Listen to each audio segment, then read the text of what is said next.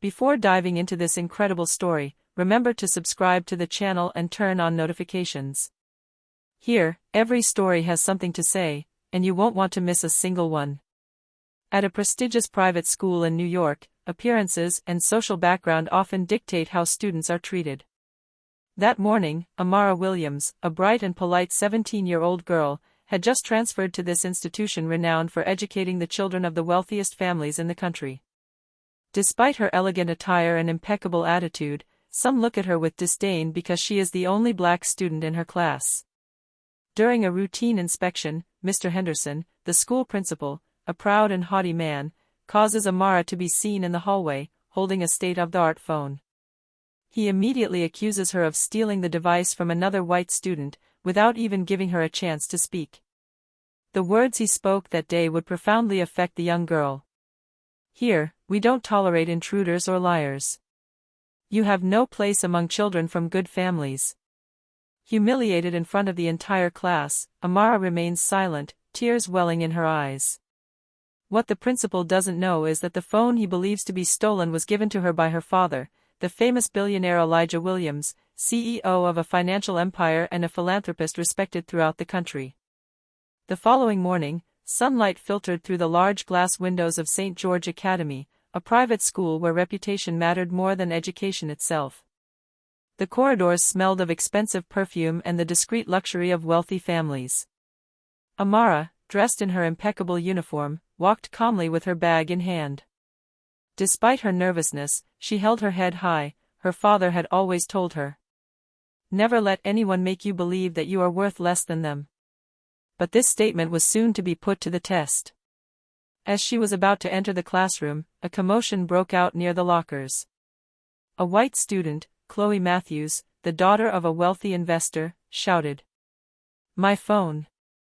My phone was stolen." The headmaster, Mr. Henderson, arrived immediately, followed by two supervisors. "What's going on here?" he asked in a dry voice. Chloe, feigning distress, suddenly pointed at Amara. "That's her. I saw her near my locker just before." Amara's eyes widened. "Me? But I didn't touch anything." The director stared at her with a contemptuous look. "Show me your bag." "Sir, I assure you that I have nothing." "Your bag, right now," he interrupted sharply. Trembling, Amara opened her bag. Above her notebooks, a phone identical to Chloe's appeared. It was hers, a gift from her father for the start of the school year. The director gave a cold smile. "I suspected as much. This kind of thing always happens when you admit students from diverse backgrounds." The students snickered. Amara felt her cheeks burn, shame overwhelmed her.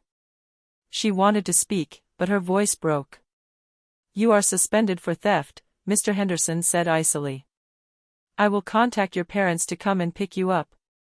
"My father is not available," she murmured, holding back her tears. "I'm sure of it," he said ironically. "Perhaps he's too busy to teach you manners." The words fell like knife blows. In front of the whole class, Amara gathered her things and left the room. But as she crossed the threshold, she called out in a trembling voice, "You will regret these words, Mr. Director. One day, you will understand who I really am." Silence fell again, and the director's gaze hardened. He had no idea that his words had just sealed his own humiliation. The next morning, tension hung in the air in Principal Henderson's office.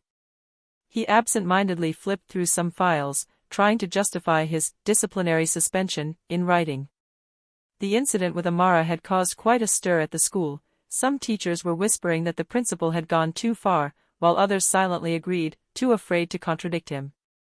Meanwhile, Amara remained locked in her room, staring blankly out the window. She hadn't wanted to tell her father the whole story. But Elijah Williams wasn't a man who could be fooled for long. CEO of an international conglomerate, he had built his fortune on discipline and fairness. He had noticed, the previous evening, his daughter's red eyes and her unusual silence at dinner. The next day, he had discovered everything. A simple phone call to a member of the school's board of directors was enough to obtain a full report of the incident. Elijah remained motionless in his office for a long time, his gaze fixed on the photograph of Amara as a child. "My daughter never stole," he murmured. "Never." He took his coat, got into his black car and gave his driver a single instruction. Direction St. George Academy. When Principal Henderson saw the black limousine pull up in front of the school, he frowned. A luxury car, bodyguards outside, a man in a dark suit stepping out with dignity, everything indicated someone important. "Can I help you?" asked the director, in a slightly nervous tone. The man stepped forward slowly, holding out his business card. "Elijah Williams, father of Amara Williams." The director paled. He knew that name well, Elijah Williams, one of the most powerful men in the country, chairman of the Williams Enterprises Group, major donor to many institutions, including St. George Academy itself. "Mr. Williams, I didn't know." "I'm sorry about what happened," stammered Henderson. Elijah remained impassive. "You have publicly humiliated my daughter. You treated her like a criminal. And you dared to do it without proof." "It was a misunderstanding. The phone looked like another student's, and it was his. I bought it myself, Mr. Henderson." The director swallowed hard. His hands were trembling. Elijah approached slowly, his voice becoming deep and calm. "You have forgotten that skin color does not determine a person's worth or honesty. Today, you are the one who will be held accountable." At that moment, two members of the board of directors burst in. "Mr. Williams, we didn't know she was your daughter." "We are deeply sorry," said one of them. Elijah looked at them coldly. "You didn't know, or you didn't want to know?" The director felt the sweat trickle down his neck. He understood that his career had just taken a dramatic turn.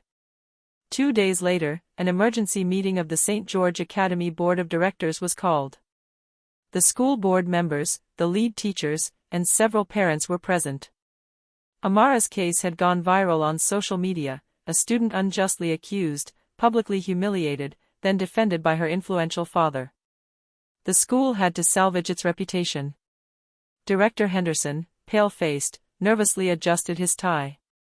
He knew that this meeting would decide his future. Elijah Williams entered, straight and calm, dressed in a dark gray suit. Behind him, Amara walked silently, her gaze resolute despite the fear gripping her heart.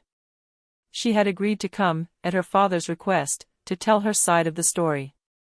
The chairman of the council spoke. "Mr. Williams, thank you for agreeing to come.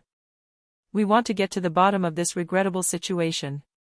Elijah nodded slowly. "I am not here to obtain superficial apologies, but to have what you did to my daughter acknowledged." He turned towards Amara. "Tell them, my dear. Tell them what happened." The young girl took a deep breath. Her voice trembled at first, then gained confidence. "The principal accused me of stealing Chloe Matthews' phone.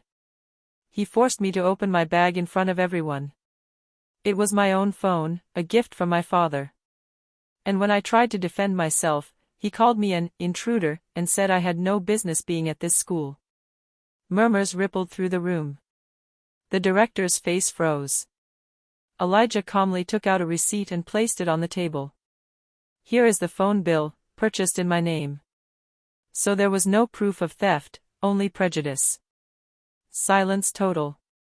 Then a member of the council, an elderly woman, spoke in an indignant voice. "Mr. Henderson, did you really say those things?" The director tried to justify himself. "I simply wanted to protect the student's safety. We had to react quickly, and by humiliating a young girl without proof." Elijah interrupted, his voice harsh. "No, Mr. Henderson. You did not act out of precaution, you acted out of prejudice." All eyes turned towards the director. His face turned crimson. Chloe Matthews, the accusing student, lowered her eyes. "Mr. Henderson," said the chairman of the board, "your words and actions are contrary to the values of our institution. Your behavior is unacceptable." A long silence preceded the following sentence.